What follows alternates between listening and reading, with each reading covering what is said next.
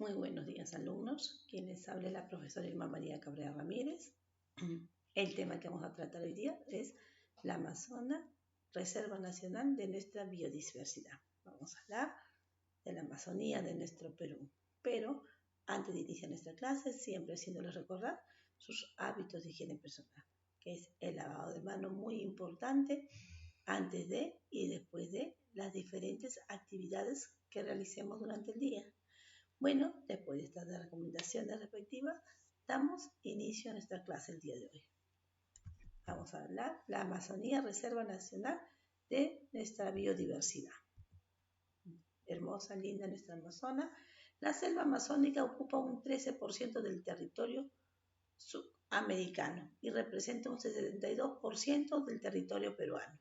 Sin embargo, en la zona menos conocida y menos poblada del país, pues la habita solo un 9.9% de la población total del Perú. La región húmeda y boscosa cuenta con una amplia diversidad de recursos ambientales que no son fáciles calculables.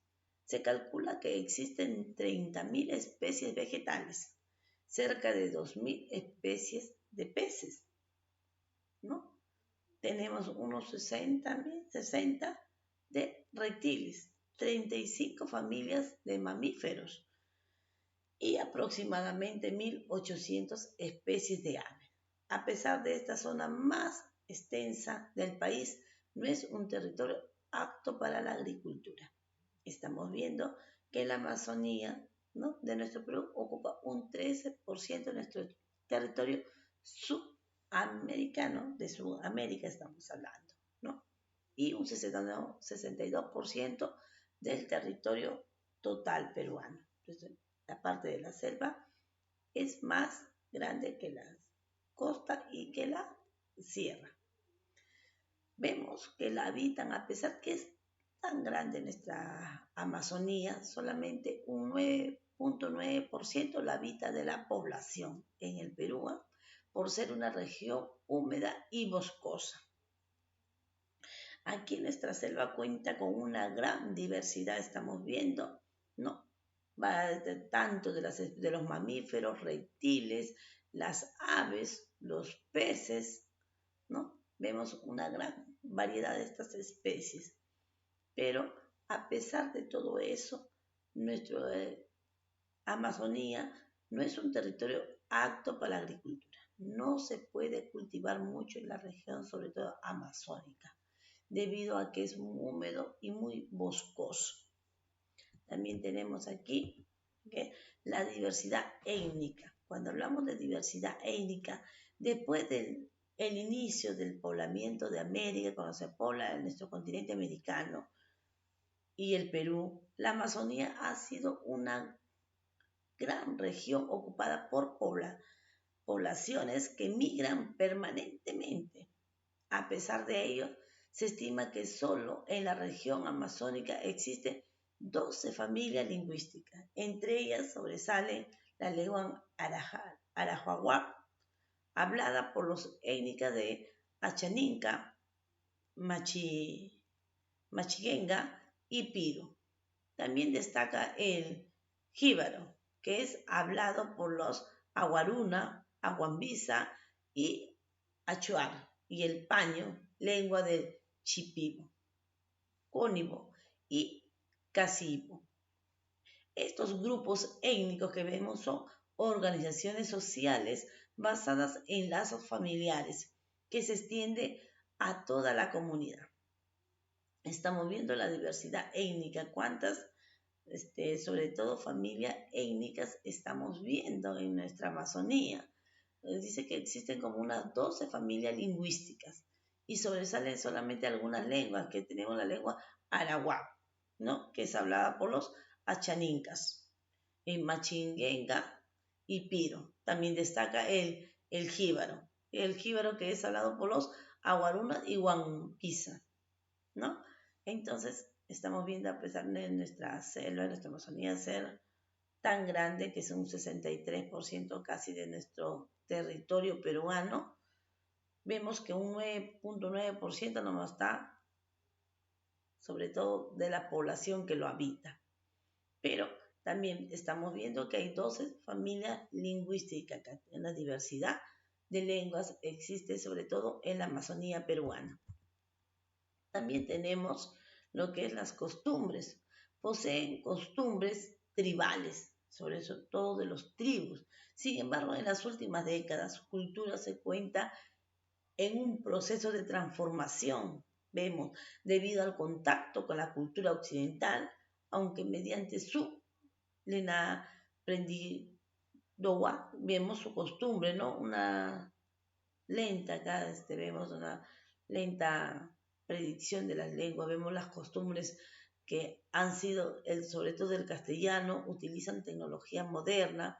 En muchos sectores del país, estos grupos mantienen economías de autosubsistencia. Vemos sustentadas en la caza, la pesca, la agricultura y la ganadería. También elaboran arte y artesanía que intercambian entre sí o venden en el Perú o a los extranjeros que cuando los visitan. Estamos viendo las costumbres de las selvas, las costumbres mayormente que ellos tienen son tribales de tribu. Sin embargo, vemos que en nuestras últimas décadas esta cultura se encuentra en un proceso de transformación, ¿no? Vemos ya transformado varias culturas étnicas que tenemos aquí en la región amazónica.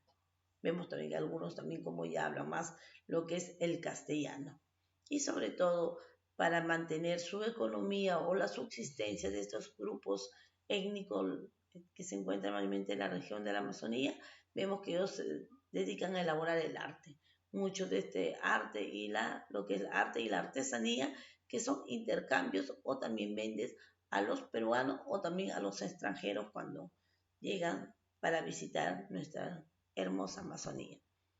Tenemos también la colonización. La colonización de la Amazonía es un fenómeno precedente que está presente desde el siglo XVI. La conquista española produjo elementos alterados.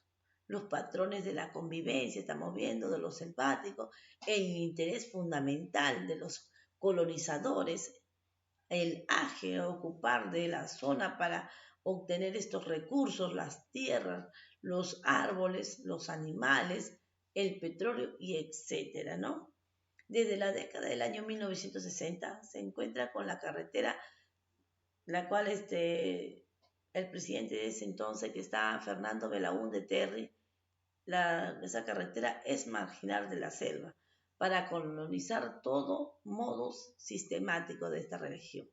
Las consecuencias de esta explotación han sido el deterioro de la hábitat natural de estas especies, la desertificación de tierras y el retiro progresivo que estamos viendo de algunas poblaciones nativas vemos hacia el interior de la Amazonía, con la finalidad de aislarse, ¿no? Vemos que el Estado ha intentado crear zonas ecológicas y parques nacionales para conservar áreas de la Amazonía libres de los colonizadores.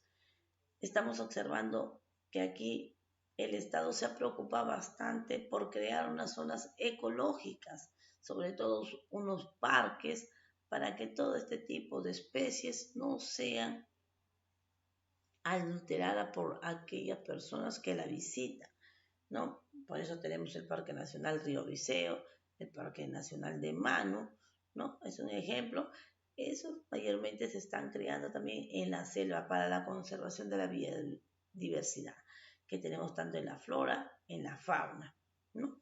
Vemos como la selva desde el siglo XVI, que empezó la época de la conquista, cuando llegaron los españoles a Perú en el año 1532, vemos cómo introdujeron algunos elementos y la convivencia de los selváticos, este interés de colonizar y ocupar zonas, tanto en sus tierras, sus árboles y los animales, ¿no?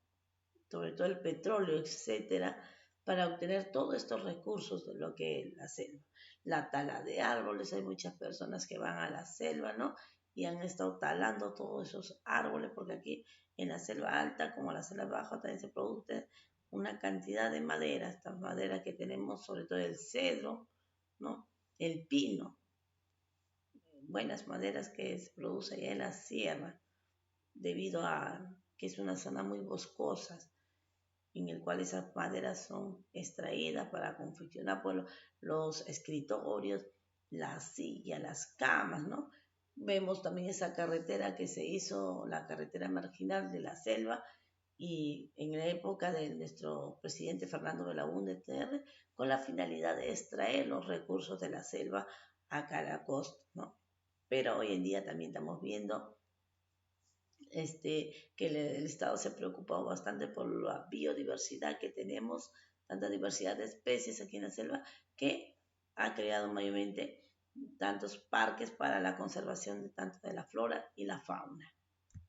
También, jóvenes, espero que ustedes hayan comprendido la clase y como dice el Jaitas, yo me quedé en casa y a quedarnos en casita y a seguir cuidándonos, porque primero es nuestra salud.